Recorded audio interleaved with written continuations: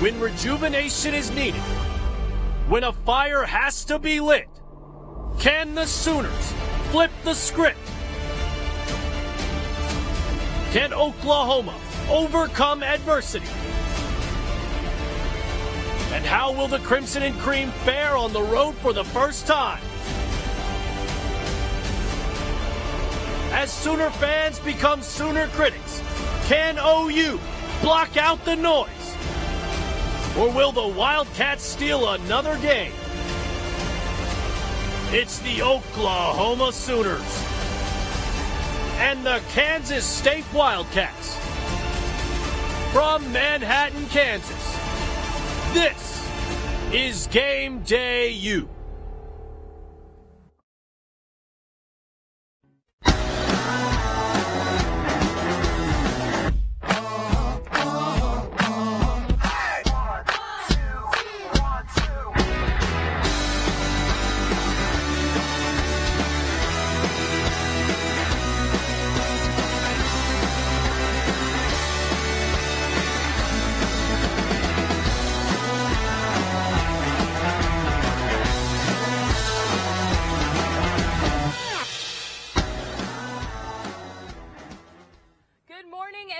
To your game day show for the Oklahoma Sooners. It's your Game Day U travel team here. I'm Caroline Grace alongside Kaylee Tinglestad and Ben Thomas, and we're in Manhattan, Kansas, the Little Apple, and we're coming off of a rough weekend, 3-point win against West Virginia. Lots to break down, but let's first see what the Sooners have to say about that nail-biting finish. About it. Proud of our resilience. I told the guys in the locker room, you look at, and I think most of you guys were obviously still covering our team at this time last year. And the difference, and to me the biggest difference is we found some ways here when we haven't been at our best to win some close games. We've showed, I think, incredible resiliency. We certainly did tonight. We were a very resilient football team, and we're growing, we're improving, obviously. Again, lots to take away from last weekend. Kaylee, can you start out and just tell us what your biggest takeaway was from the West Virginia game? Yeah, I'm just going to have to say the offense is not performing like everybody expects they should. They are not connecting. They're not acting like that Sooner offense that these fans are used to. The receivers are not going deep enough for Spencer's arm. They're not even running the right routes. I mean, against Tulane, week one, Spencer Rattler threw when Hazelwood was in triple coverage, but Hazelwood ran the wrong route, costed them with an interception. I mean, they're just not performing right now. But in college football overall, the offenses are not performing like people are used to. And I think that's been a big mix-up. These defenses are getting stronger, and these offenses are not putting up those points that everyone's used to. And so, I mean, OU's getting hurt by that. I definitely think we are kind of seeing a transition into more of a defensive-heavy college football platform. And I never thought I would say this, but my takeaway from the game is that the Sooners, or Lincoln Riley rather, was too conservative. 5 drives in the first half. Let's break this down just a little bit. So the first drive was a touchdown, the only touchdown of the half, before 2 punts and an interception on West Virginia's 44. Then another punt. Taking a look at that second drive after the touchdown, it's 2nd and 10, and Eric Gray takes it up the middle for 2 yards. It is 2nd and 10 on the second drive, and you are sending Eric Gray up the middle, essentially. I just don't think that that's an efficient Lincoln Riley offense. What was it, like 21 snaps in the first half? There was no efficiency. He was too conservative, and especially in those first couple of drives, you have to take those risks. You have to send Jaden Hazelwood out. You've got to rely on your receivers a little bit more than those running backs, and I just think that's not what we're seeing right now with Lincoln Riley. No, we're definitely not seeing that out of this offense. And honestly, my takeaway was this offensive line was awful. I think for the first time, Sooner fans are realizing maybe this isn't all on Spencer Rattler. I mean, the O-line won the Joe Moore Award for top O-line back in 2018 and has been dominant and a staple in this OU offense for every year since then as well. I mean, in this year, it just has not been the same. Spencer Rattler's had no time in the pocket. He's already been sacked 6 times this year, including 4 last week against West Virginia, which just proves that the O-line was that bad. But also, we only had a total of 57 rushing yards. We have a 2-headed monster with Eric Gray and Kenny Brooks, which we will talk about in a little bit.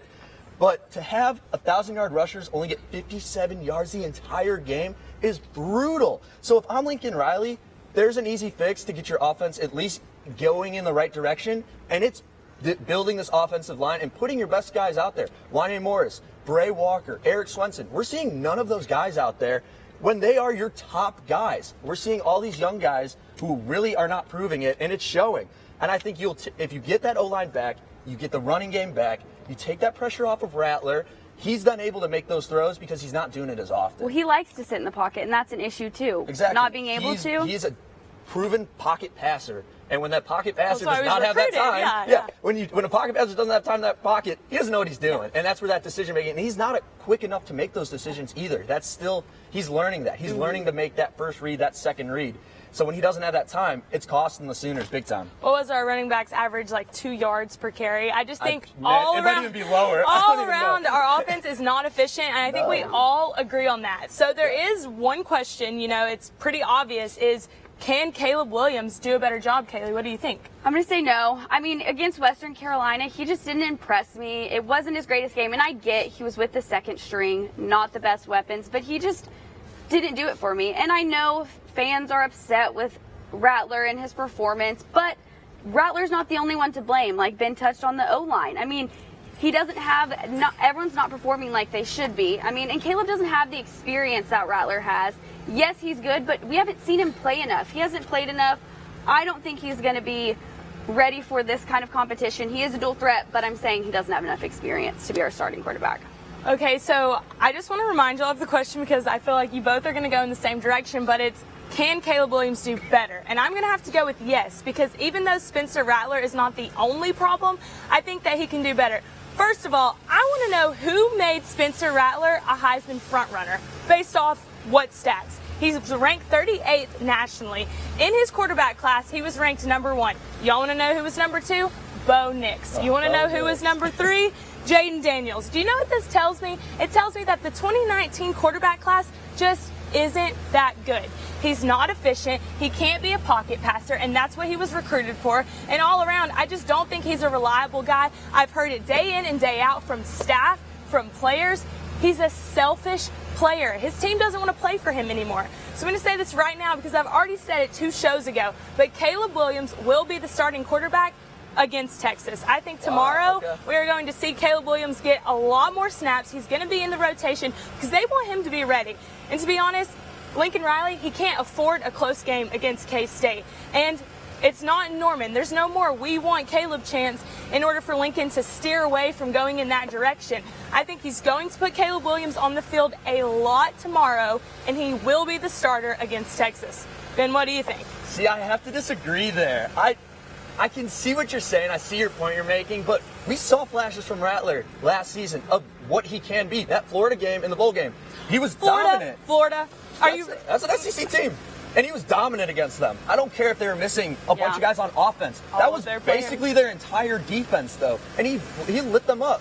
So he can do it if he has that time in that pocket and can rely on the run game as well. So I don't think Caleb Williams will necessarily be better because, like Kaylee said, he's young. He's immature. He's going to make the same mistakes Rattler's making, just might look better doing it. I don't even know.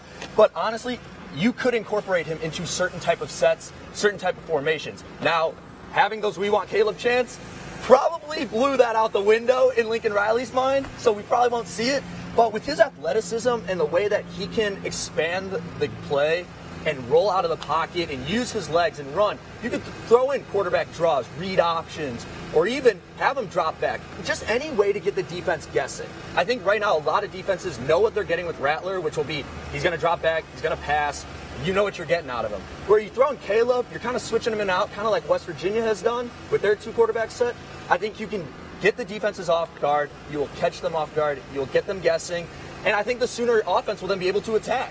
And so while I don't think he should start, and I don't necessarily think he'll do better, I think you can throw defenses off and get that offense clicking with a bunch of different sets and throw him and Rattler in and out, but not all the time. It'll be more Rattler, maybe 80-20. Okay. 80-20. So here's the thing. I'm just a little bit confused because everything you just said was Caleb Williams can do better. But we don't know.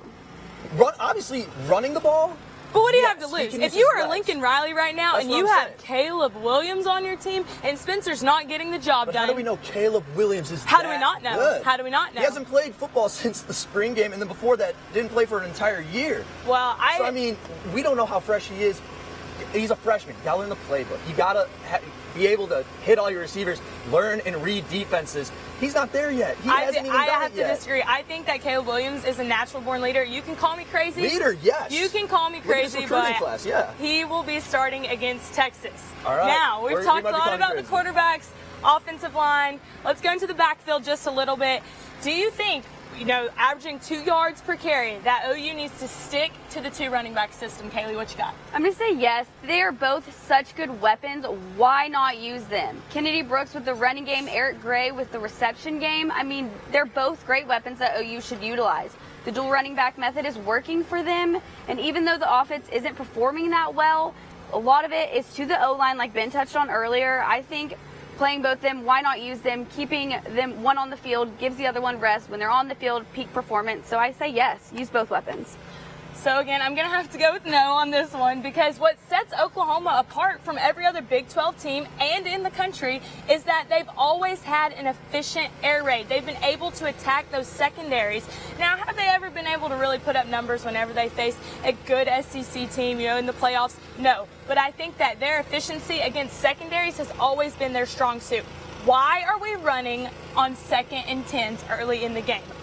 That just is beyond me. I'm not sure why that's more still Lincoln happening. The drives are not efficient.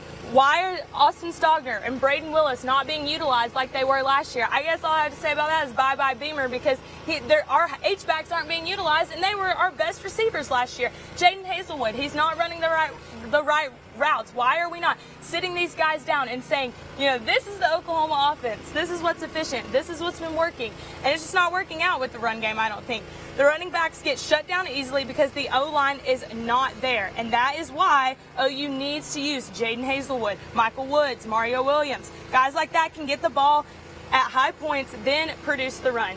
OU's averaging 2 runs per carry. It's just not good enough.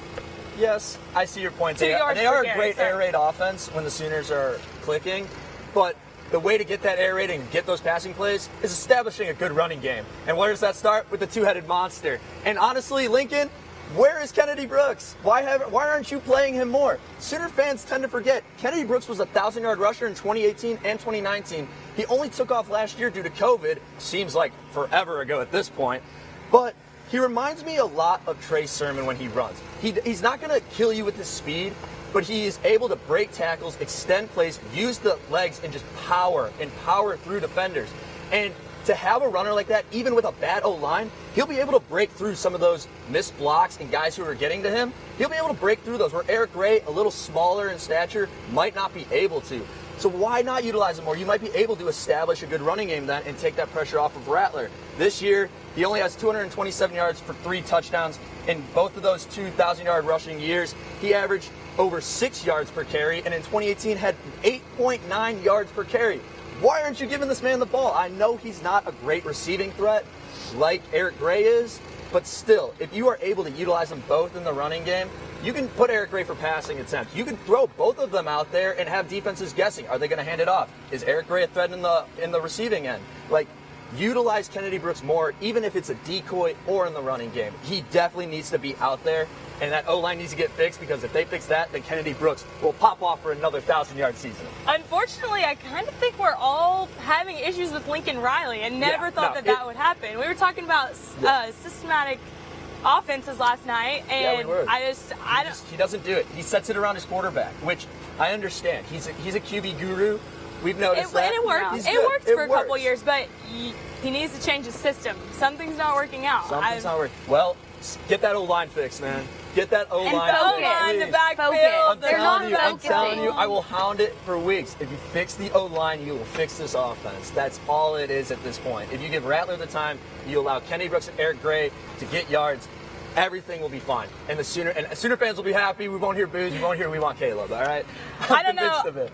I was kind of chanting we want Creed, but that's a different story. That's when true. I'll we take come that. back, we're going to hop into the defense and other things happening in the Big 12, so stick around.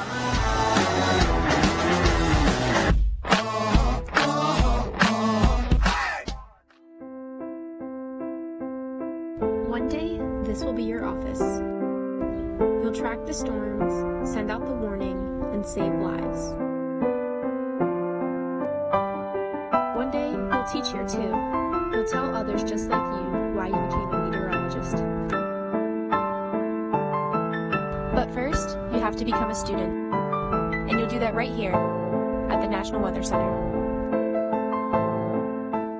It just takes a moment to spread from one person to another. So how do you break the germ cycle?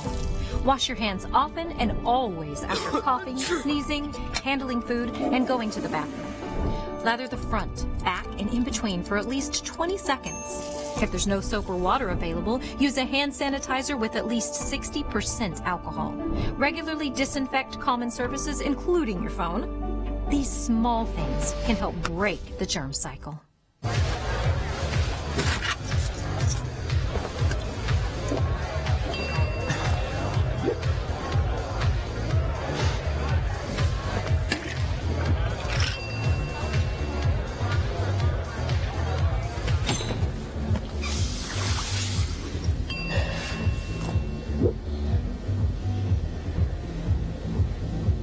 If you need to do something to feel okay to drive, you're not okay to drive.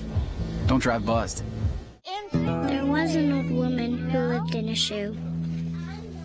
She had so many children, she didn't know what to do.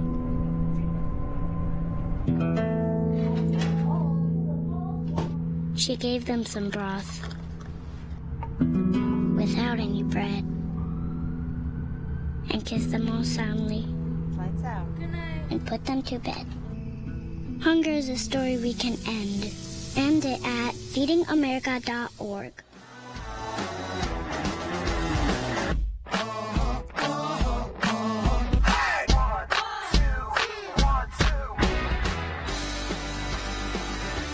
I'm Will Blessing on location at Kansas State's campus, and I want to find out what their students think about the upcoming game against Oklahoma. Let's find out.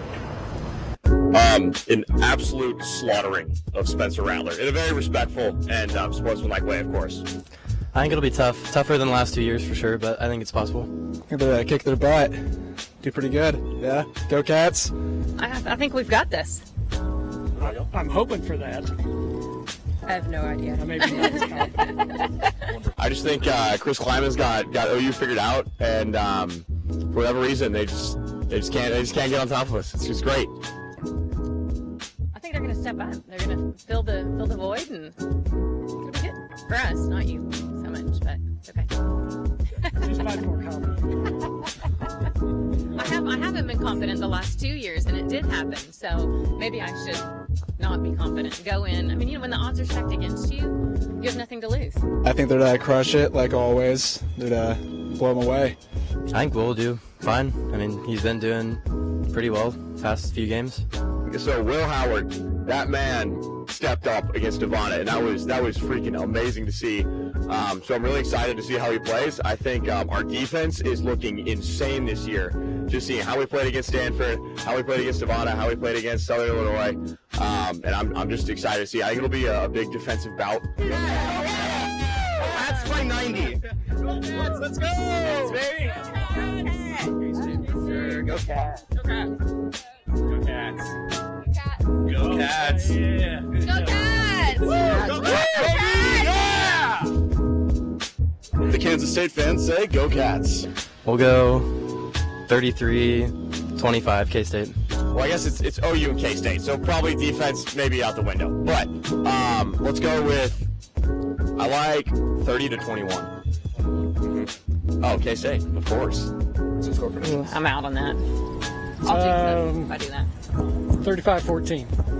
Who's winning? OU. You're killing me, Smalls. Okay, I'll take that. There you have it. Kansas State fans pretty confident about the game against the Sooners. We'll have to see how it plays out later today. In Manhattan, I'm Will Blessing. Welcome back to the Little Apple. I'm Caroline alongside Kaylee and Ben. Now, we've never been to Manhattan, Kansas before, so if you have any restaurant suggestions, anything like that, just send them our way because we have absolutely no idea what we're going to be doing for the next 24 hours. Now, before we jump in, I had to take a double take at the rundown because I saw there's a question about OU's defense, so I'll just have to ask it straightforward. Kaylee, is OU's defense back? Yes. If it wasn't for OU's defense, there's not a chance that OU would be undefeated right now. The offense isn't doing it, so it's the defense's job. And I'm just going to put up these stats for us. Okay, let's look at it. 2021 to 2018. Look at the difference. Your hand might be blocking it. Total defense, 31st in 2021. In 2018, 114th. Scoring, 20th. 2018, 101. Sacks, 11th. 49th. I mean, forced fumbles, third to 114th. I mean, those are so drastic and so different. The defense is performing this year, and if it wasn't for the defense, the Sooners would not be looking as good as they are, and they're not looking good. Okay, I get it, but is OU's defense really back? Back from 30 years ago when Brian Bosworth was on the team? That was a pretty good defense. I just don't think that there's any proof that OU's defense is back. A 5-point win to Tulane, a 3-point win against West Virginia. I will point out that the scores were low, which means it was a good defensive game. However, West Virginia, unranked. Tulane, unranked. It's just not cutting it for me. There's no proof that they can stop a fast tempo offense. Turnovers are lacking. Only one against Nebraska and one against West Virginia. And this is the hard truth. Just because Oklahoma's defense looks good on paper doesn't mean that much. There is not one team in the top 10 that OU cannot stop on the defensive side. Okay, maybe Notre Dame, maybe Iowa, but Georgia, Alabama, Penn State, Oregon, Arkansas, Florida, they all average almost 15 yards per reception and 5 yards per carry. West Virginia, Nebraska, Tulane, 2 yards per carry. 10, 11 yards per reception. It just doesn't add up. They're not a top 10 team defensively. But you also have to think about West Virginia and Nebraska. I actually might agree with that. Are not the best offenses. They are more defensive based, and to be in a defensive battle, and the OU's defense to be better than those two defenses is actually pretty impressive. So that's why I'm saying, yeah, they are back. And guess what? We have some dogs on this defense. This defense is one of the best OU has seen in so long. And I'm not even talking about the whole defense. Let me just dive into the D-line itself. Perrion Winfrey, Nick Benito, Isaiah Thomas, Jalen Redmond, Josh Ellison. These guys have been dominant in then shutting down run games and getting pressure to the quarterback. And it's been one of the reasons, like you pointed out, why this team is 4-0. Because it's definitely not been the offense. And I think if teams are realizing that OU is winning defensive battles, something that's been their Achilles heel for years, I think you should be worried. Because that defense can show up and get stops against top-ranked teams. And I do believe that. Because let's look at the stats here. 90.6 graded pass rush, which is the highest among Power 5 teams. 45 sacks in the last 12 games, which is second most in the country? And then let's dive into Nick Benito, just himself. Him alone has a 93.2 rating, which is the highest among pass rushers in the entire nation. We have the best pass rusher in the entire nation. So, and that's not even talking about the DBs, DTY and Woody Washington and Billy Bowman, all those guys who are ball hawks, forcing turnovers, shutting down receivers. This is exactly what Alex Grinch came in and was built to do, like Kaylee proved with those stats. This is the speed D in full force, in full effect, and I'm a firm believer that this defense is that good because, like I said, there's some dogs. Kaylee, I know you agree. If you have anything else to add, I'm going to say the defense, they show up when it matters. Tulane, in the last drive, Nick Benito and Perrion Winfrey, they showed up. And, I mean, maybe they're not performing like they should throughout the whole game, but they're stepping it up, and when they need to perform, they are performing. They shouldn't have had to step up and perform against Tulane. That's the problem. I'm sorry, but if Georgia, Alabama, Oregon all had a resume against West Virginia and Nebraska and Tulane, I'm sure they would have the number one pass rushers in the country as well. I just don't think there's any proof. What team can you point out that Oklahoma has played that's credible enough to say our defense is impressive? I would actually say West Virginia. That's a Big 12 offense right there. Even though I mentioned that they're not the best. They're not even ranked. They definitely could have been ranked. That could have been a ranked matchup after they beat Virginia Tech, which was a ranked team, ranked 15th in the country, and they beat them in a rivalry game as well. So, I mean, in Nebraska, we're acting like Big Ten is just not that great. Like Nebraska's Adrian Martinez was able to move that ball down the field. And Nebraska has a strong defense. I mean, they're not the best team, but it's not a bad team. Well, we're just talking about the defense right now, though. Yes. Tell me one team in the top 5 that OU could beat defensively. I can't even think about it off the top of my head, but I mean, like, it's not Alabama, it's Iowa, not Georgia. Iowa, Penn State, Maybe Iowa, not Penn State. Arkansas, Cincinnati, Notre Dame. OU's defense. I think Notre OU's Dame's defense on can the match top up against the top dogs too. I just don't think I it's think they could do possible. it. They're the reason why OU is 4-0 right now, and it is so apparent. And you know what? Yes, they are the reason that OU is 4-0 right now, and that's sad because. Yeah. I agree. Like, the offense should be 4-0. Yeah, Like, I know, but they are making big time plays when the offense can't, and the only time they're getting beat is when they're tired because the offense goes 3 and out and they are tired from the last drive. That is the only time OU's defense is getting beat. Other than that, they're shutting down offenses. Okay, I want to remind you guys. And that's what happened in that second half of the Tulane game. The question was, because the offense kept coming off the field all the time. Back? Is OU's defense back? Are they better? Yes. Are they They're better, back? yes. I would say. Are they back?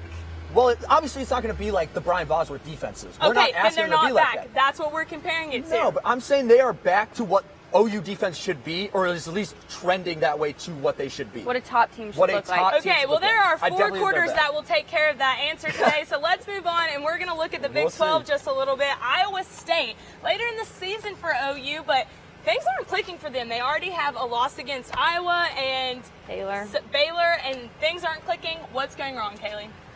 I'm going to go with the special teams. They're not helping out the team when needed. For us, for OU, Gabe Burkich coming in and helping. If it wasn't for Gabe Burkich against West Virginia, it wouldn't have been the Sooners.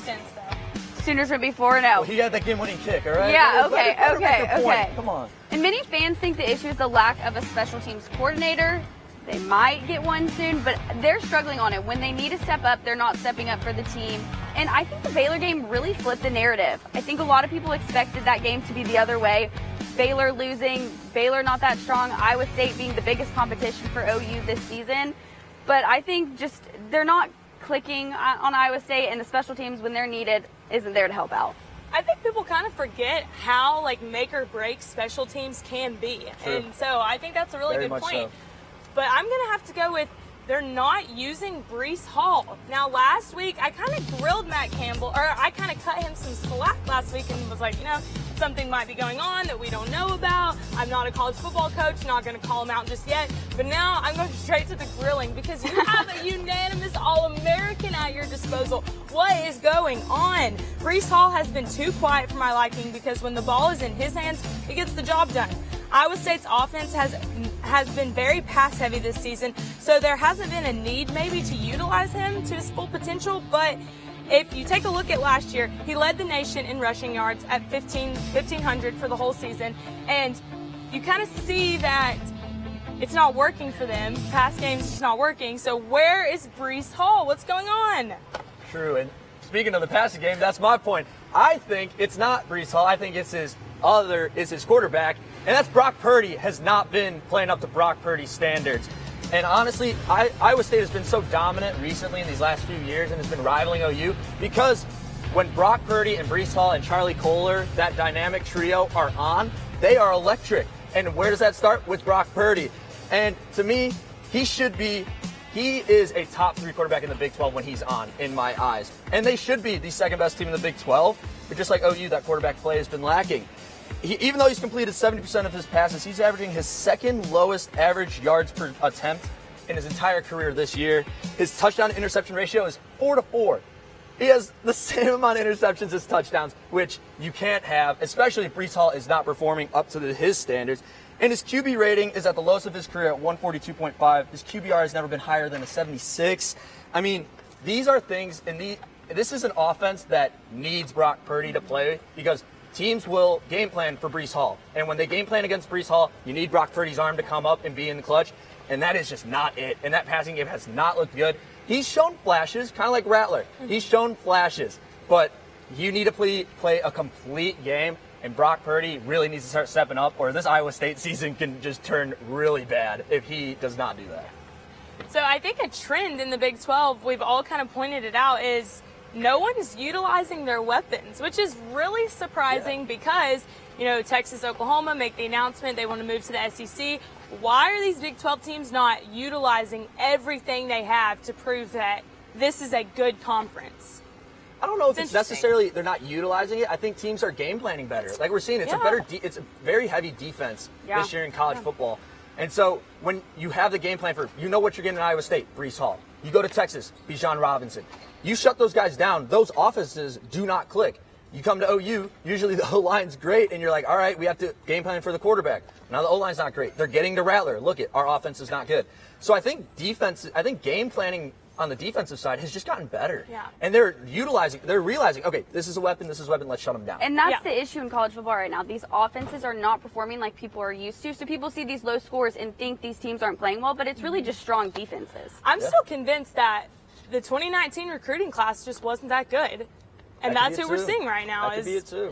And so, talking about game plans, seems like Baylor's clicking, but can they keep it up? Undefeated, what do you think? I think they just got lucky. We already talked about how Iowa State isn't that great of a team right now. I mean, their other schedule, who they played Texas State, Texas Southern, not strong programs. They were outgained in the game against Iowa State 479 to 282, and while losing time on their possession. And they were clearly the more efficient team, but they still struggled against the dominant Iowa State offensive line. And I just think they got lucky with that game. They've had easier games in the past, and I don't see them. They have a tough schedule ahead. I don't see them continuing this streak of being undefeated. I think it was just luck playing a bad team. You are right. The schedule progressively gets harder for them, but that is why I'm going with yes. I think Baylor can hold on to this because they have OU and Texas at home. I think that their offensive stats are consistent, but to be honest, I'm scratching everything on paper for this one. So the Bears are a cohesive team. I think that Jerry Bohannon is a playmaker. He's confident and he's reliable, and he has reliable players surrounding him. Abram Smith, phenomenal rusher, top 25 in the nation. R.J. Sneed, reliable receiver, top 3 in the Big 12. So let's talk about on-paper stuff. Against Iowa State, the Cyclones nearly doubled all of their rushing, reception, total offensive yards, and still lost. That tells me that an outsider, that Baylor is efficient. And they get OU in Texas in Waco. I don't think that really makes a difference. I mean, I get your point, and they have been very efficient. But for me, kind of like what Kaylee's saying, I think their schedule just gets too tough from here on out. Yes, you mentioned they played Texas State, Texas Southern, and Kansas. Granted, Kansas did get a win this year, but it's still Kansas football. And it's not really anything challenging. Oh, yeah, they're going all the way. But that upset against Iowa State was surprising. I really thought Iowa State, this might have been a week where they could kind of get it back on track. And to have them basically blow that game at the end there was really surprising on my end. But Oklahoma State this week. Then you have West Virginia. Then you have number 13 ranked BYU. Then Texas. Then you have kind of a week off, a mediocre game. And then you have OU. Like, that is a tough stretch for any football team, let alone Baylor, who's really wasn't supposed to do much this year. Like you mentioned, Jerry Bohannon has been unbeatable. 7-0 touchdown to interception ratio. I mean, he's been basically almost perfect for this team. And Dave Aranda, we know the defense will hold up. My question is, can the offense hold up against good teams with good defenses like West Virginia, like OU, like Oklahoma State, like Texas? I just don't think they can. I just don't see it. These are really good defenses, really good teams. The defense will be fine. It's a defensive-heavy team. But that offense, I'm not so big on that offense. BYU is on the road, right? Or is it in Waco? It is on the road. It is on the road? I'm pretty sure it's on the road. So I got tripped up there for a second talking about Iowa State because in my head I was thinking about a K-State stat that I couldn't think of. But with that being said, you reminded me because Kansas State, thanks. Kansas State and West Virginia defensively pretty even. Yep. So I don't really know if we can credit West Virginia with a good defense or if OU needs to be scared tomorrow. Yeah, that'll be tough. I think OU definitely should be worried. I mean, they've dropped the last 2 against this team, but OU's kryptonite's not playing with Skylar Thompson, and I'll touch on that a little later, but he's not playing. So if I'm OU, this is the perfect tune-up game. And going back to Baylor, I think when they face a team like West Virginia, which is a pretty good defense, and then I don't want to go up against OU's D-line. Like, if I'm Baylor, where your offense has been the surprise, you're going to go against a D-line like Perrion and Nick Benito? No, like, you just don't have a chance. I think it's just their defense, like I said, will hold up. I just don't see the offense holding up. Like, Bohannon's going to throw a pick at some point. I think it's going to be interesting to see how the OSU-Baylor game plays out. Yeah, both undefeated. Who's going to come out? That'll be a good This game. time in the season, I always get very anxious. I'm like, who's going to lose? Everyone's winning. Oh my gosh, they're going to have to explain the playoffs. And then it all works out. This is always the week when OU drops it. K-State. I was just about to bring up. Right before Texas. If OU loses. If they lose, it's just, honestly, I wouldn't be surprised. It's K-State. Without Skylar Thompson? Well, okay, that would be a little surprising. But, it's K-State. They somehow have the Sooners' number, and I don't know why. But obviously, we'll touch on that a little bit. Yeah, we'll touch on that a little bit later. So talking about all the other teams in the Big 12, Texas putting up 70 against Tech. Should anyone be scared about that? Okay, I'm not going to go as far as to say Texas is back, but I'm going to say they're good. They're starting to gel and get in a good routine. I mean, putting up 70, like I said earlier, we touched on earlier, offenses aren't scoring these high points, and for Texas to do that, I think it's impressive. Yes, it's against Texas Tech, but it wasn't that bad of a game. I think Texas is the second strongest team in the Big 12 right now, putting up those points, using Bijan Robinson. He's a great weapon. I mean, in Arkansas, people said, oh, they lost to Arkansas. Arkansas is not good. Well, look at Arkansas now. Arkansas is good. They're a threat. I think Texas is doing great. I think they'll continue to do good. I think there'll be competition for OU. It's always a big game, a lot of stress at that game. So, I mean, I think they're a threat. You set this up perfect for me, Kaylee, because it's a little bit of a stretch, but I'm not scared because I don't think that Arkansas is that impressive. Wow. And they lost to Arkansas. So let me break this down just a little bit. I do think that Texas Tech is a bad football team, but the argument is that Arkansas is good and that they beat Texas. But really, I think Arkansas is significantly better than the dumpster fire that they've been the past 3 years, but not this year. They're not back. Everyone is really impressed with the Texas win, and I just don't think that it's credible. Texas A&M, maybe. But by the end of the year, Arkansas will be a 3-loss team. They have to play Georgia, Ole Miss, and Bama on the road. I don't think that Texas is that impressive for them to have beaten them. I think that everyone's on this hungry streak that Arkansas is back based off of their win against Texas, and I just think it's false. So Texas already lost to Arkansas. I don't think that the win against Tech is impressive. I think Tech's a bad football team, and I don't think anyone should be scared about Texas. Well, I'm full Woo Pig Suey, all right? I'm all in on the Razorbacks. And KJ Jefferson, I'll take him over Bo Nix every day of the week. Okay, just that's throwing that not out there because you know Bo argument. Nix. I know, but I was just throwing that out there because you were making a point about it. But for me, I agree with you. I think it was just Texas Tech.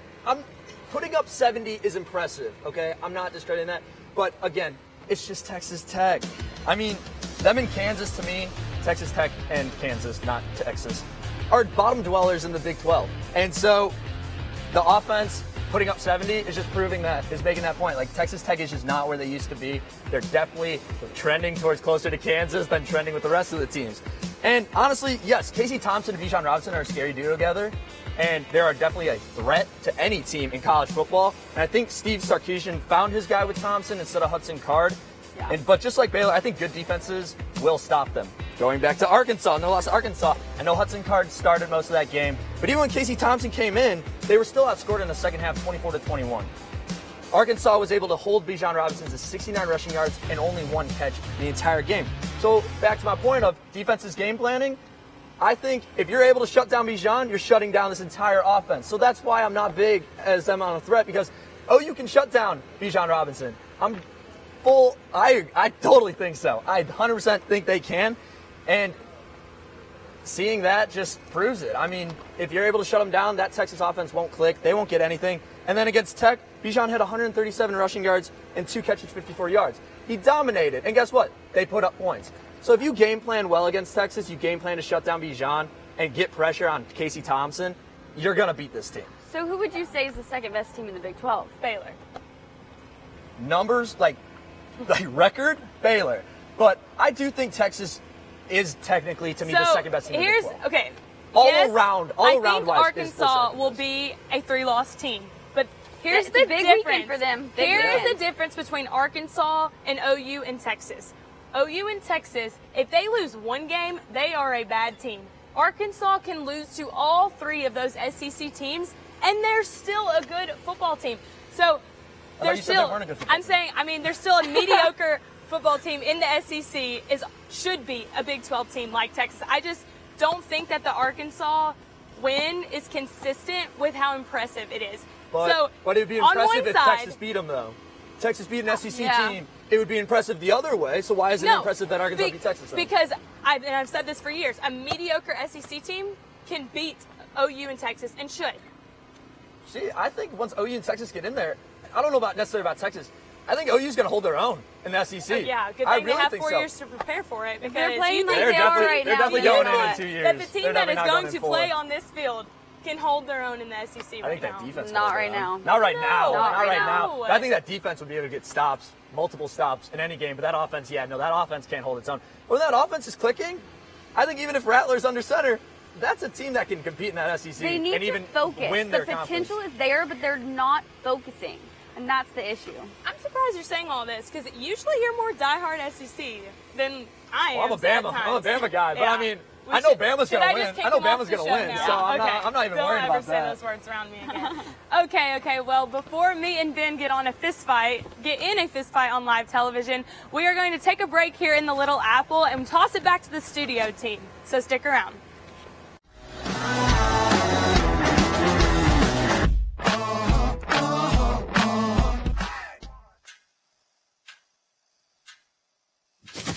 Awkward. I'm the awkward silence. You try to avoid me, then there I am again. But an awkward silence can be a great thing, like Kelly here is about to demonstrate. You haven't really been yourself lately. Are you okay? Find out how you can help a friend with their mental health at seizetheawkward.org. When I was in foster care, I never knew when I would have to move. So I always had my suitcase ready to go. Then one day I was adopted. My new parents opened their hearts and home to me. My parents cook my favorite breakfast for me every morning. My parents take me on trips I never thought I would go on. They gave me a home and an even better reason to use that suitcase. My parents aren't perfect, but they're perfect for me.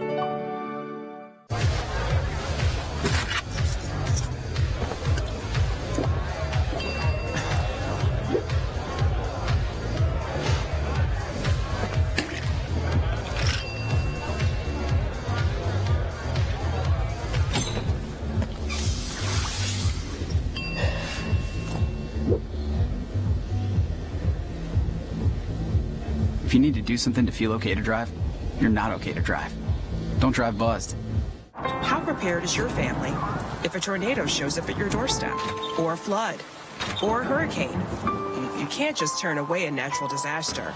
That's why it's important to go to ready.gov/plan now. It has the tools and tips you need to make an emergency plan with your family. So if disaster comes knocking, let's go. You'll be ready to help keep your family safe. It's just a pizza. Yes. Make a plan today.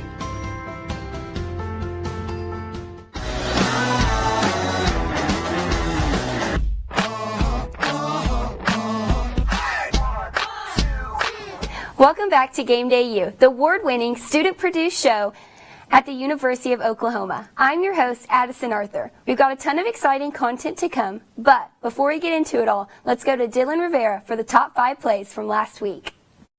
Thanks, Addison. Let's head down to Tallahassee, Florida State and Louisville. It's the first play of the second half, and Jashawn Corbin is going to break out into the open field, makes the safety miss, and he turns on the Jets. He could go all the way.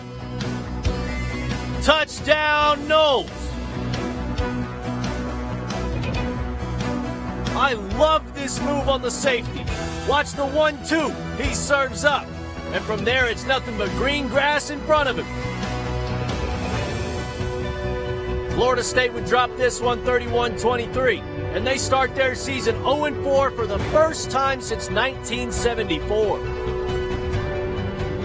Now we've got a couple of toe tappers. Let's start with Oregon versus Arizona. Quarterback Jordan McLeod is in trouble. He sees something he likes in the back of the end zone. And the pass is picked off by Mikhail Wright.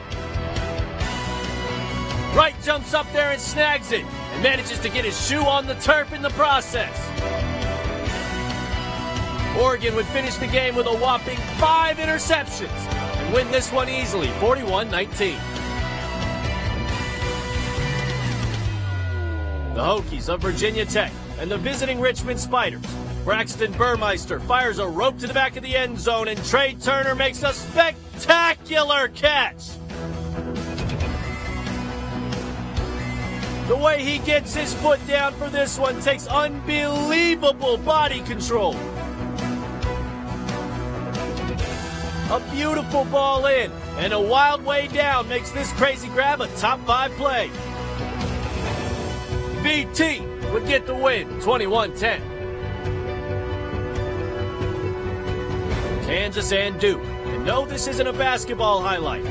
Jason Bean is looking for the long ball, and Trevor Wilson is out there, and he's got it! What a catch! Watch this one closely. Ball's bobbling and bouncing around until Wilson pins it to his defender's back. Oh my goodness! The Blue Devils would win this one in a shootout, 52-33. And our top play from the U, Miami and Central Connecticut. LaMelo Brinson is on a route to the end zone, and his defenders are all over him, but it don't matter! One-handed sideways TD grab. Refs originally called it out of bounds, but the call gets corrected, and this incredible catch goes for 6. The Hurricanes would stomp Central Con 69-zip. That's all from me. Addison, back to you and the analysts at the desk. Thanks, Dylan. Alongside me today are our analysts, Miles Hartman, Parker Abels, and Blake Mullen. You guys excited to talk some college football? Always. Let's get straight to it. Let's talk about this weekend. The games we have, it's ridiculous. We have so many good games today. Ole Miss, Bama, it's a ridiculous week. Most definitely. Straight to it. Well, there are some fantastic performances last week. So, who are your heroes from week 4? You know, going off this past week, I feel like OU's defense definitely came through for the win against WV. I feel like a player in particular would have to be Delarian Turner-Yell. He made some big plays throughout that game. Look at this play right here where he catches the pick. And I feel like he definitely came through for the seniors. The senior safety currently has 25 total tackles, 17 solo tackles, and 8 assist tackles in the first 4 games of the season. And it's not just him. The whole defensive unit as a whole, with guys like Nick Bonito and Perrion Winfrey, they have the most pressures in the Big 12. DJ Graham with the one-hand interception versus Nebraska.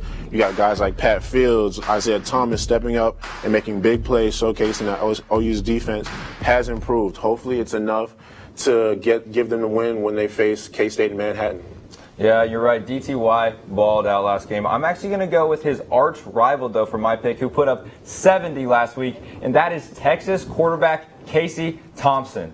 In Texas's home debut, he passed for 303 yards. Casey Thompson's second career start. He passed for 303 yards, 5 touchdowns, and ran for another. That's 6 total touchdowns in his Big 12 debut. His favorite target last week was freshman receiver Xavier Worthy, who also had a great day scoring 3 touchdowns. But after Hudson Card's struggles and Texas's fall to Arkansas, Thompson has come in and dominated.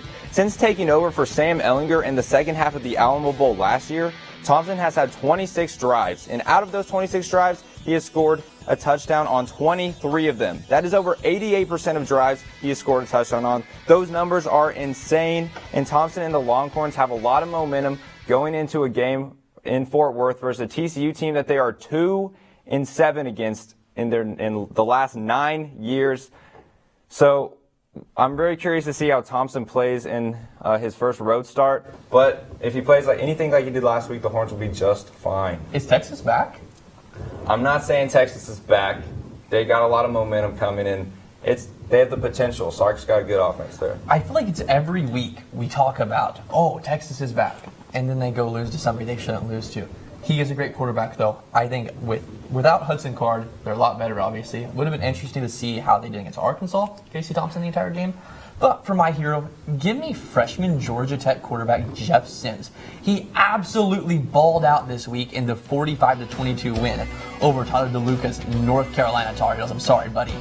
But hey, you look at what Jeff Sims did. 10 for 13 passing, 112 passing yards, 1 touchdown. But on the ground, 128 rushing yards, 3 rushing touchdowns, 12.8 yards per carry at a 98.5 quarterback rating. 98.5, the freshman QB. He balled out. They barely lost to Clemson. And let's add one other thing in there. This was an ACC coastal rival in North Carolina. They have 2 ranked teams left on their schedule, one of them being Notre Dame. Do we think Georgia Tech, whose biggest threat right now is NC State, do we think Georgia Tech could maybe get to the ACC championship game and maybe win it? It's possible, but it's not impossible. I wouldn't think so. I mean, it's possible, like you said, but I don't think they will. In a year where Clemson is looking atrocious, North Carolina is not the team we thought they were going to be. Right. I think this could be the year Georgia Tech fans have something to definitely be excited over, and I think they can win the ACC this year. And while there was some fantastic performances, there are also some not so fantastic ones. So, who are your zeros? You know, Addison, I feel like when Georgia State played Auburn, their QB was just coming back into his own, you know. So I'm gonna have to go with Darren Granger for my zero of the week. I feel like when he just didn't play up to his potential when he played against Auburn, the junior quarterback completed 50% of his passes for 117 yards and scored 2 touchdowns. But with 40 seconds left, Granger's pass got picked by Auburn safety Smoke Monday, which led to a touchdown, eliminating Georgia State's chances of completing an upset versus the Auburn Tigers. And you just honestly hate to see it. You hate to have somebody come back into their own and slowly come back into his role as QB.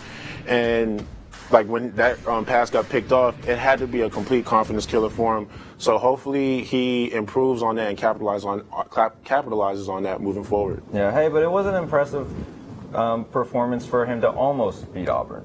But it was still a tough performance to watch. And another tough performance to watch was Graham Mertz's performance versus Notre Dame. I had a lot of hope for Wisconsin this year to maybe have a chance to win the Big Ten, but Mertz has just not been able to get it done all season, and it was no different versus Notre Dame. Against the Irish, Graham went 18 of 41, 240 yards, 1 touchdown, and 4 interceptions.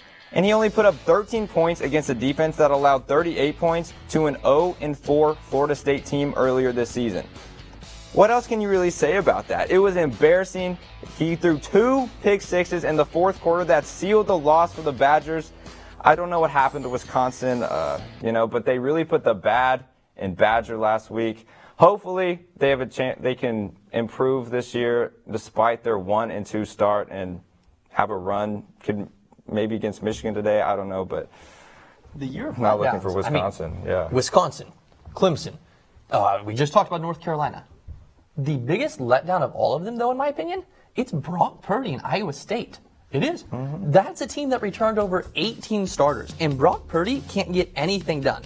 Last week against Baylor, 8 yards per completion with an interception. His QBR, 62.2. He has one of the best tight ends in the nation. He has one of the best running backs, if not the best running back in Breece Hall in the nation. And they can't get anything done. They had a great recruiting class. But let's look at what they've done this year. You barely beat UNI. You get decimated and embarrassed at home against your arch rival, Iowa. And then you follow that up with losing to Baylor. This has just been a bad year for the Cyclones.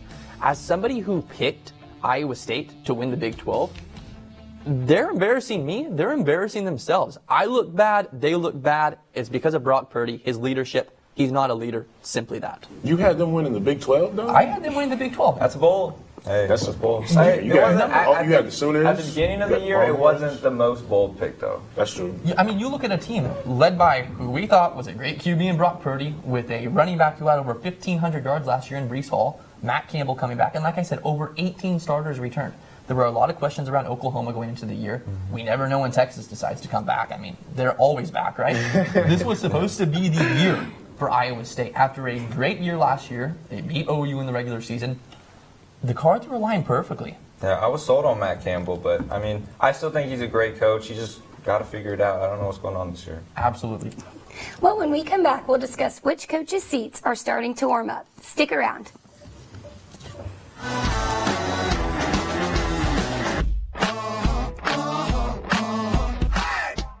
I will never forget this day.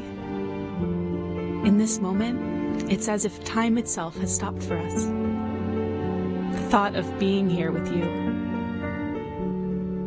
When two become one. I will never forget this day. Your opioid addiction affects more than just you. Get help. Visit ok.gov/health. This is Tehani. She likes to play with her friends and has dreams of becoming a doctor. But when COVID-19 devastated her community, she was taken out of school and forced into marriage at just 12 years old. Tehani and thousands of other child brides are facing domestic abuse, female genital mutilation, and life-threatening pregnancies. And the pandemic is causing these numbers to rise. Too Young to Wed envisions a world where girls are free to simply be children and determine the course of their own lives. Will you help us? There was an old woman who lived in a shoe. She had so many children she didn't know what to do.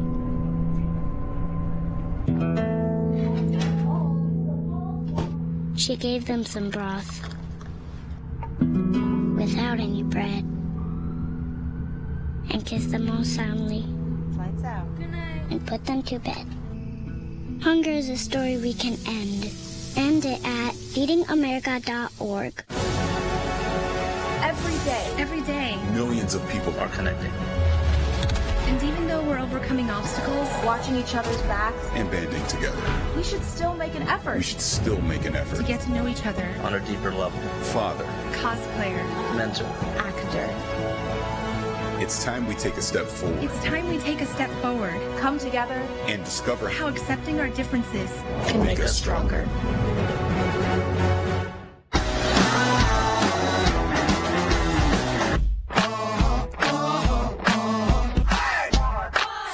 Is a new concept for NCAA players, but many wasted no time taking business opportunities and expanding their horizons beyond their sport.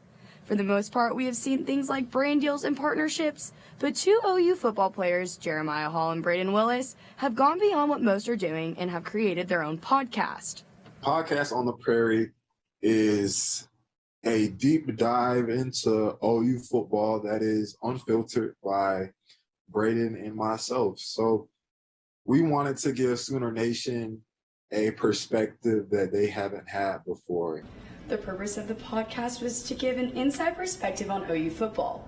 But as the episodes go on, Braden and Jeremiah have realized that their platform has given them the opportunity to show Sooner fans they're more than just the number on their back. I think a lot of times that football players or athletes in general are just seen as like objects and not really people. You know, you just go out there and play, and that's kind of it. Like after we're off the field, people really don't see us outside of that.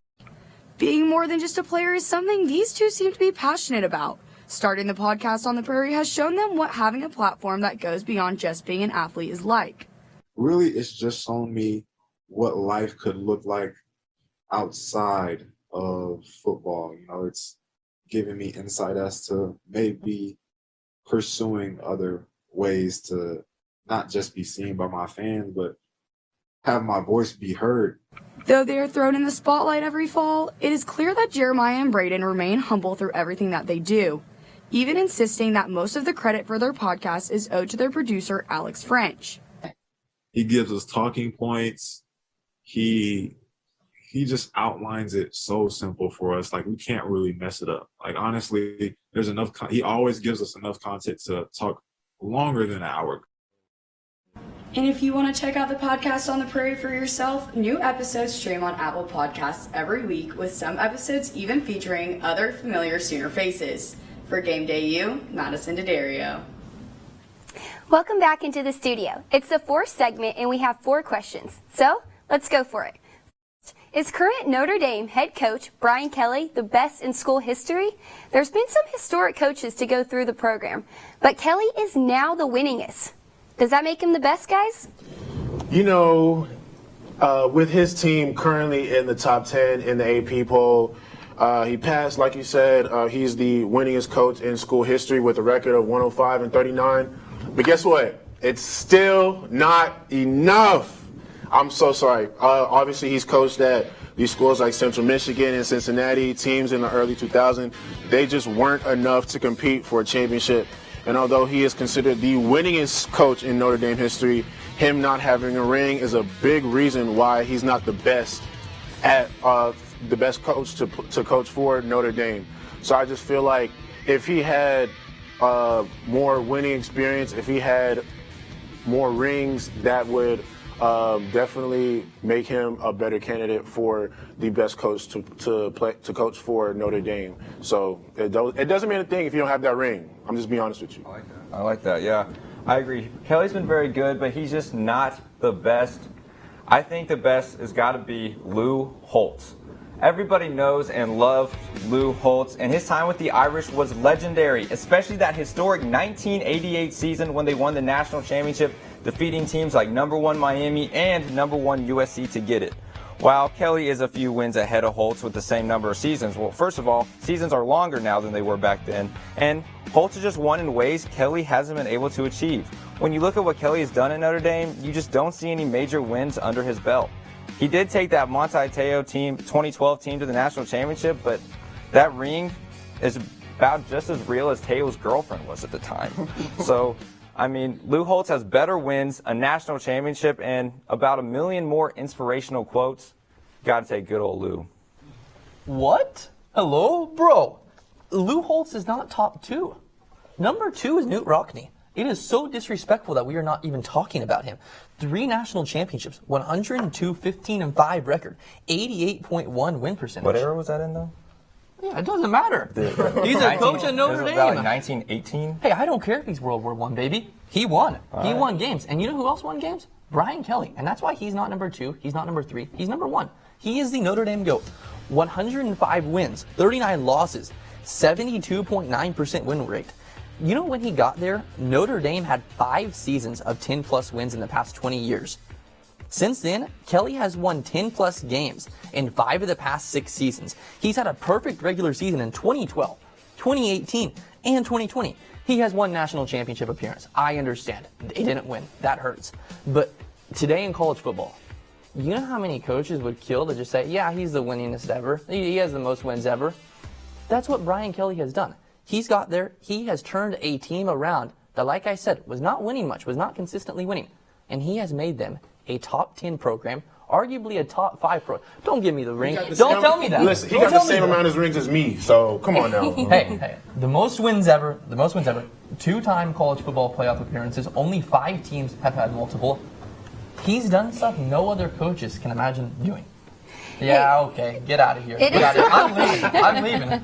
It is heating up here in the studio. Well, Notre Dame's opponent today is the 7th-ranked Cincinnati Bearcats. If Cincinnati can pull off a win, will that launch them into the playoff conversation? Man, listen, this is going to be a great game. You got number 7 Cincinnati Bearcats versus the number 9 Fighting Irish. Both have yet to lose a game, but my answer is no. I'm going to just have to say it. I feel like there are better teams that are out there. It's not them. It's just there are more teams out there like Bama, Georgia, Oregon, Penn State that are completely balling right now. So I feel like it's possible, but it's not impossible for them to make the playoffs. It's just so many other teams that are out there that are better than them. I disagree. If Cincinnati makes the play or beats Notre Dame today, they are 100% a playoff contender. I mean, when you look at every other team, you got Bama, Georgia, Oregon, and then there's a huge drop-off. If there's ever been a chance for a non-Power 5 team to make it to the playoffs, this is the year. And you look at Oklahoma, who's struggling to beat teams they should be killing. Ohio State is struggling after losing to Oregon. Iowa was losing to Colorado State at halftime. And Penn State, I'm just not convinced. I don't think they're going to go undefeated. They're going to lose eventually. Cincinnati has a good chance to pass them, and with a win today, they prove they are worthy of that spot. They're a very experienced team with a great coach who is starting to get bigger offers from schools like a possible USC, and a quarterback who knows what he's doing. He's played in big games. I'm very high on this Bearcat team and definitely see this future Big 12 powerhouse getting into playoffs with a 13-0 record at the end of the season, but they have to go 13-0. My man, you are absolutely right. Perfect take. I don't know how we talk about college football. This is, in my opinion, the weakest year of college football we have had in a long time. Georgia and Alabama. One of them's going to have one loss. They have to. It's that simple. Mm-hmm. And then you keep going. Iowa. Is Iowa really that good? Like their key win. Maryland yesterday. Their key win is Iowa State, who I brought up isn't that good this year. They're really not. Iowa State probably loses 5 games. Mm-hmm. You keep going. Penn State. They're bound to slip up. Oregon, once again, bound to slip up. Maybe it's UCLA. Maybe it's today when they go on the road against arch rival Stanford. Those 2 teams are bound to lose. And then you look at Oklahoma. They can barely beat West Virginia. They can barely beat Tulane. They can barely beat Nebraska. They might not even be able to beat me. Cincinnati will make the playoffs. They will get in there. I said this week, too, on the previous show. They will. With Desmond Ridder at QB, who is playing phenomenal. In my opinion, maybe the best quarterback in college football right now. Yeah, I know. I just said that. He has proven he can win big games. He has proven they can come back. They were down 14-0 at Indiana, a tough environment to play in, and they battled. They came back. Notre Dame is their last tough game of the season. After Notre Dame, who do they play? Nobody. They play nobody. They're going to get in. The SEC is going to knock themselves out. The Big Ten is going to knock themselves out. A perfect Cincinnati, they get in. And I also believe somebody at this panel predicted Cincinnati to make the playoffs week 1. It was me, week 1. Well, Cincinnati has a Heisman contender in Desmond Ridder. Matt Corral of Ole Miss is putting up stellar numbers so far this season. Is the Rebels QB the leading candidate to win the Heisman Trophy?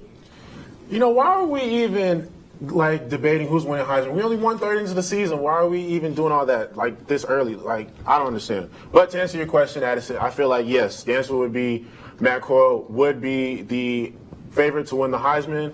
I feel like he's been on a complete tear right now for Ole Miss. The junior quarterback currently has 6 completions, 10.4 yards per pass attempt, and is showing he can just do it all for Ole Miss. Last week versus Tulane, Corral became the first player in the SEC with 3 passing touchdowns and 4 rushing touchdowns. But don't ignore the presence that is Bryce Young, though. Bryce Young completed 20 out of 22 passes for 313 yards and 5 total touchdowns, leading the way for the Crimson Tide. So Matt Corral, yes, he is the favorite, but don't count out number 9 from the Crimson Tide. I agree with you. Matt Corral is the Heisman favorite, and I think he's got a great chance come bowl season. When you look at his numbers through 3 games, 997 yards, 9 touchdowns, and a QBR of 89.3, and he hasn't thrown a single interception all season. He's taking care of the ball, making smart plays, which is the main thing that's been holding him back from being a star. Numbers don't lie, especially here at Oklahoma. You look at the Heisman winners the Sooners have had. Kyler Murray won the Heisman because of how impressive his stats were. Jalen Hurts got second because of his stats and would have won if it weren't for a man named Joe Burrow, who had the greatest season ever, arguably. And Corral is on that same track, has a huge chance to prove himself later today in Tuscaloosa. As Ole Miss likes to say, hotty toddy, gosh almighty, who the heck are we? Well, now they know exactly who they are. They are Matt Corral's team. He's going to have a huge season for the Rebels. He's my Heisman favorite. Hey, Matt Golden Corral has been perfect this year. Jimmy Wicks asked me to say that, another analyst here. But who have they played? They played one opponent over 500. I am not discrediting what he's done this year. He has been phenomenal. Nothing short of, honestly, almost perfect, right? 0 turnovers. He's looked great. But can he do it in big games? That's the question. Is he the favorite right now? Yes. Will he win it? I don't think so. Their schedule gets very tough. Alabama, Arkansas, LSU, Auburn, and Texas A&M. That is 5 very tough games. And because of that, Bryce Young will win the Heisman. Bryce Young, who has already proven he can do it in big games. 240 yards, 3 touchdowns against Florida, a massively tough game. Florida, top 10 team in the nation, in my opinion. Bryce Young has proven he can do it. Can Matt Corral do it? I don't know. We'll see today. I don't think he's going to win it, though. It's still early on in the season, but we've already seen some coaches relived of their duties. Is there any coaches who could lose their job very soon?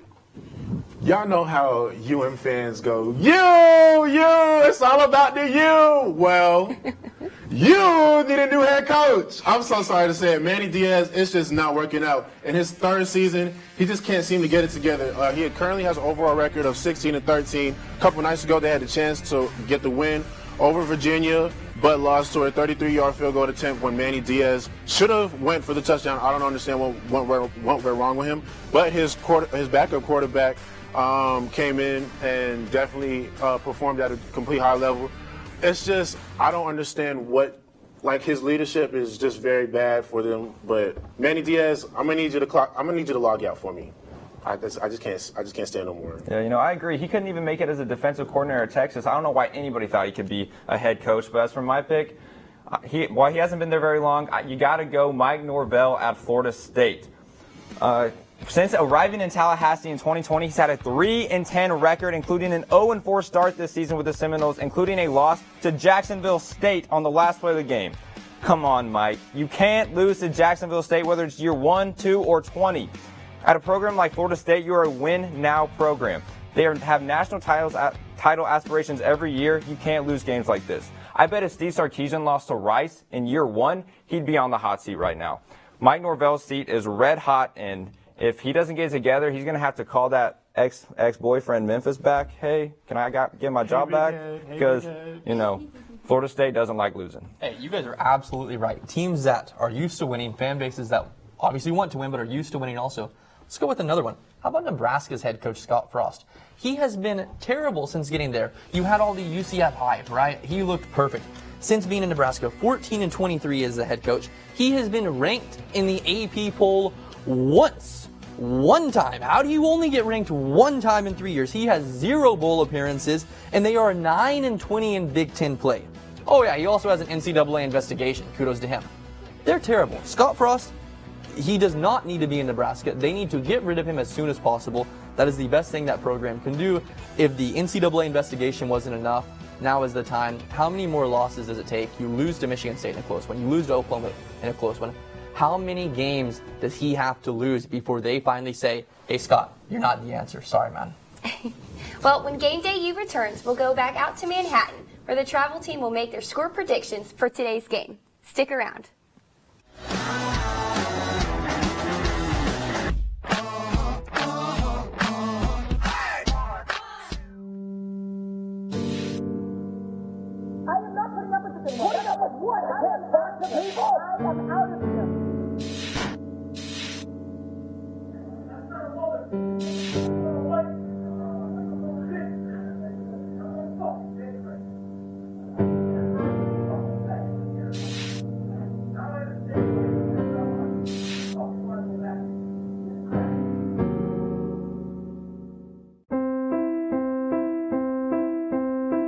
One day, this will be your office.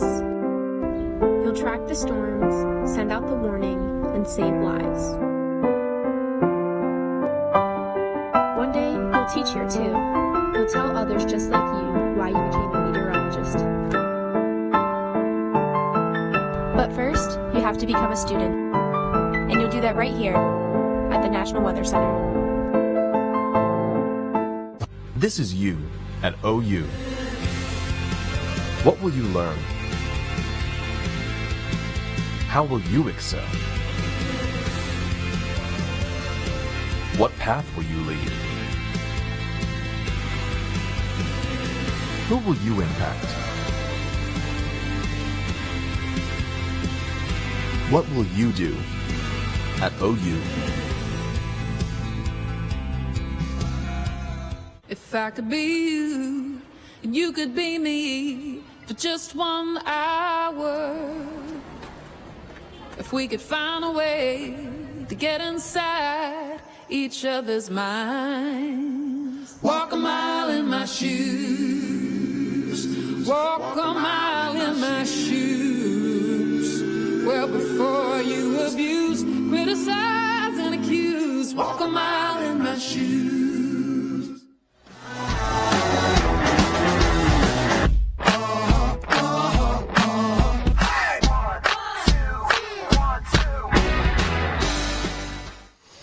Welcome back to Game Day U. I'm Colton Williams. If you're heading up to Manhattan for the game today, make sure you take your umbrella, your rain jacket. Check out 8 a.m. now in southwestern Kansas, a swath of rain being driven by this low pressure system. As we head towards the tailgate hour, that will move northward up towards the Manhattan region where the game is taking place here along central eastern Kansas. And then as kickoff time approaches, I hate to be the bearer of bad news, it's looking like a good chance of some moderate to heavy rain all across the central to eastern part of Kansas, which does include the Little Apples. So kickoff time, make sure you have your umbrella. Same thing as we approach halftime and as we approach late in the game. Rain will continue to diminish, but still be a better on the safe side that it's going to be raining throughout the entirety of the game. And that's what the game day forecast looks like. Once again, for Manhattan, partly cloudy skies. That rain begins to build by the tailgate time. You move towards kickoff, moderate to heavy rain. Same story with halftime. That's all. Back to you in Manhattan. Welcome back one last time with your Game Day U travel team in Manhattan. Now for 2 years, Lincoln Riley has fallen to Kansas State. They've got him figured out. And we were at a restaurant last night, and Kansas State kind of thinks that they're going to win this football game. They made that known to us. Kaylee, what can we expect from the Wildcats? Well, I think the key to success for the Sooners is slowing down Deuce Vaughn. I think that's their biggest weapon. The defense is strong, for OU is stronger. So I think slowing him will help. With 393 rushing yards, 5 touchdowns, and averaging 5.2 yards, stopping him will really eliminate K-State's chance of winning. I really like that. What my expectations are kind of for both sides of the ball. I'm expecting a lot of turnovers. I think tomorrow is going to be a breakthrough day for the Oklahoma defense. I'm admitting it. Do I think they're back? No, but I do think that they're gelling a little bit more. I think tomorrow they're going to, like you said, keep the ball out of Deuce Vaughn's hands, and their defense is going to want to rattle Spencer Rattler. Caleb Williams is going to come in after a couple turnovers. That's going to happen. Turnovers all day. What you got, Ben? You're big on Caleb Williams here, but honestly, my thing is I could see K-State upsetting OU once again, 3 straight years. Because I don't know what this K-State team eats on game day against OU, but, I mean, they need to keep doing it because it's working these last 2 years for sure. Luckily for OU, their true kryptonite, Skylar Thompson, will not be playing today, thank God, because if he was, I probably would have picked Kansas State to win. Honestly, I'm not lying about that. Lincoln and the Sooners just can't get past this K-State team, and it's always right before Texas as well, which just always then gives them the boost for Texas. But why just win the game? Then you'll have your boost. Honestly, in 2019, 2020, the Sooners always jumped out to a big lead, 17-7, 21-7, and then the second half was where it killed them. The defense adjusted. They were shutting down this offense, and I think they could do it again because this offense really hasn't shown anything to me.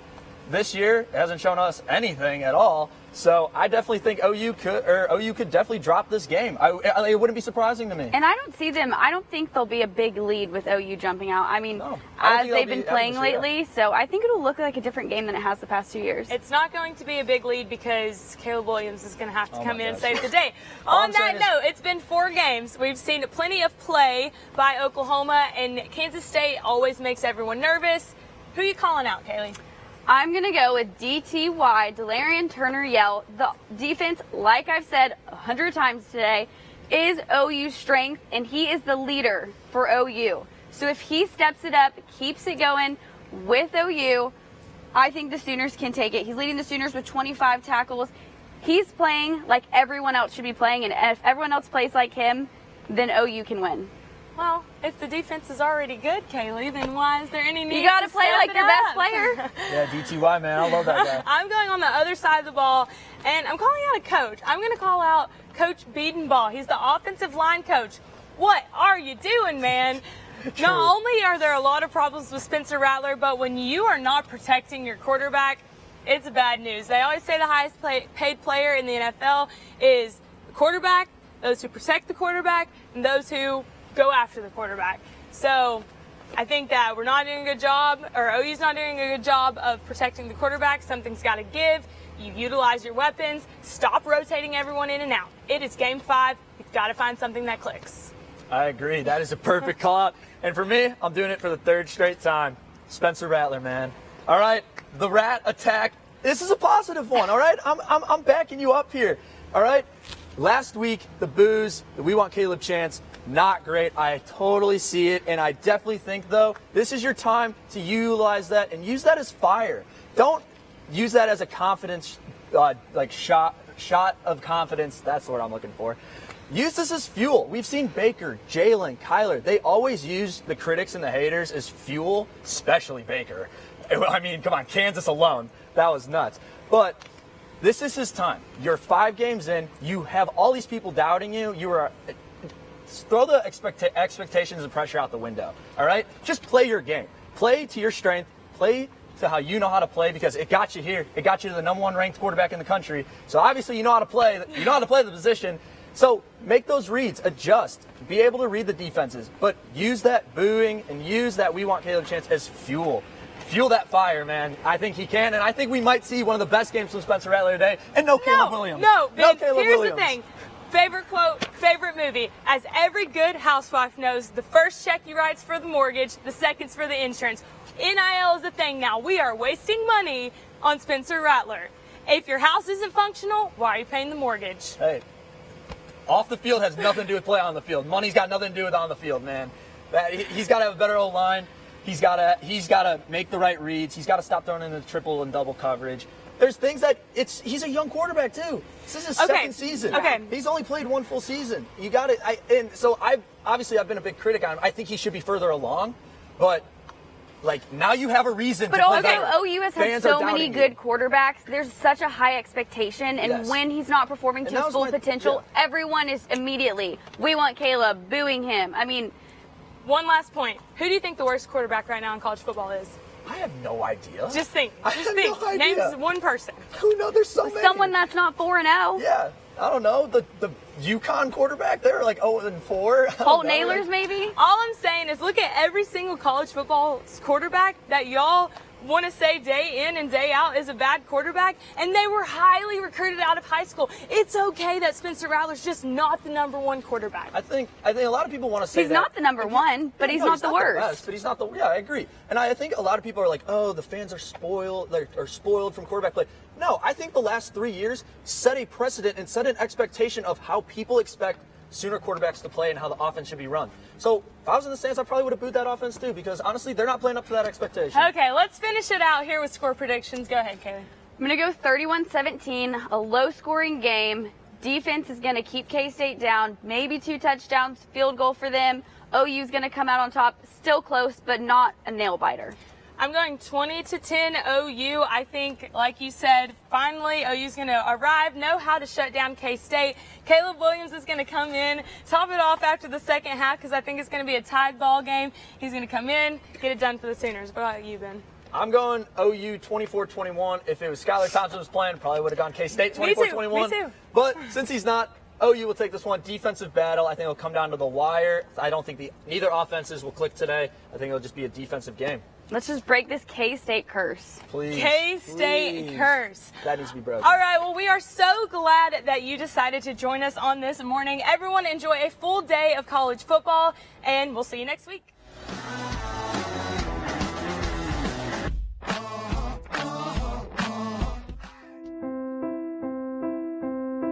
One day, this will be your office.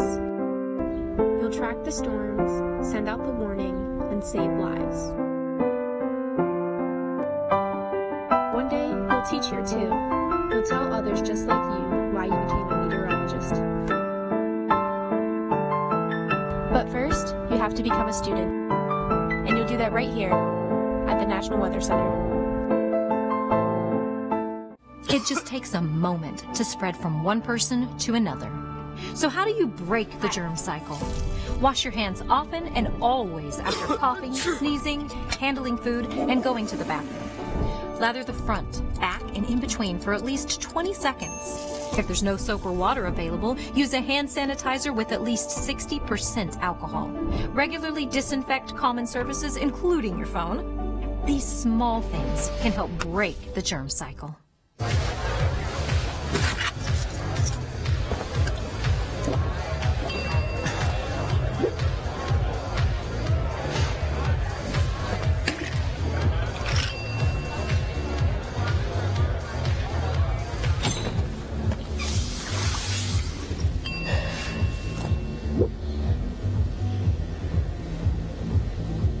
If you need to do something to feel okay to drive, you're not okay to drive.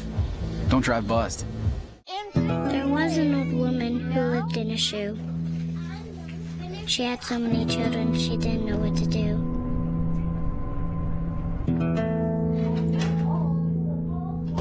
She gave them some broth without any bread and kissed them all soundly. Lights out. Good night. And put them to bed. Hunger is a story we can end. End it at feedingamerica.org.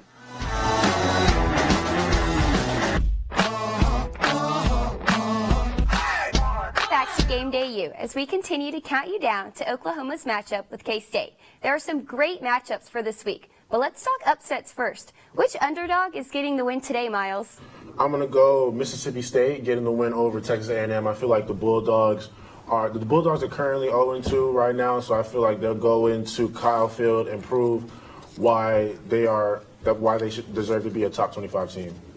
Good pick. I'm going Arizona State over UCLA. ASU had a minor setback against BYU a couple weeks ago, but they're going to get back on track today at the Rose Bowl and knock off UCLA. Numbers mean everything in college football. Wisconsin over Michigan. It's going to happen. Wisconsin has won the last two meetings by a combined 69 points. They have not lost to Michigan and Madison since 2005. Wisconsin today, big, massive bounce-back game. All they have to do is take care of the football. Well, two ranked teams in the Big 12 square off today. It's Oklahoma State and Baylor. Miles, who's winning it? Sick 'em, baby. Sick 'em. I got the Baylor Bears. But it's going to be a good game overall. I feel like both teams remain undefeated, and this is going to be a highly anticipated Big 12 matchup against these two teams. I'm going Oklahoma State. I'm just not convinced that Baylor is that good of a team yet. At home, Boone Pickens Stadium is going to be rocking, night game. I'm going Cowboys. Top 25 defense in the nation, number 1 in yards per game in the Big 12. Give me Baylor. Massive momentum after the Iowa State game. I think Baylor wins this one. A very, very, very close game, though. Alabama versus Matt Corral and the Ole Miss Rebels. Does Kiffin or Saban get the win? I'm going to have to go with Nick Saban's Crimson Tide, baby. I'm going to have to go with the Crimson Tide on this.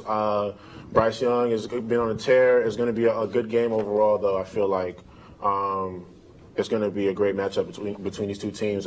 If Matt Corral gets the win in Tuscaloosa, I'll give him the Heisman myself. That's how I see it. You know, I love the state of Mississippi. It's where my mom's from, but Alabama's just too overpowered. Alabama's going to win. Rebels keep it close.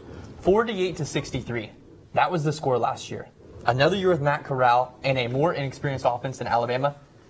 But give me Ole Miss in this one. We talked earlier about Cincinnati and Notre Dame. Who's winning the top 10 showdown? I'm going to have to go with Notre Dame. I feel like the Fighting Irish are more talented overall, especially on the defensive end. And home court advantage is going to be important in this game, so we'll see how that plays out.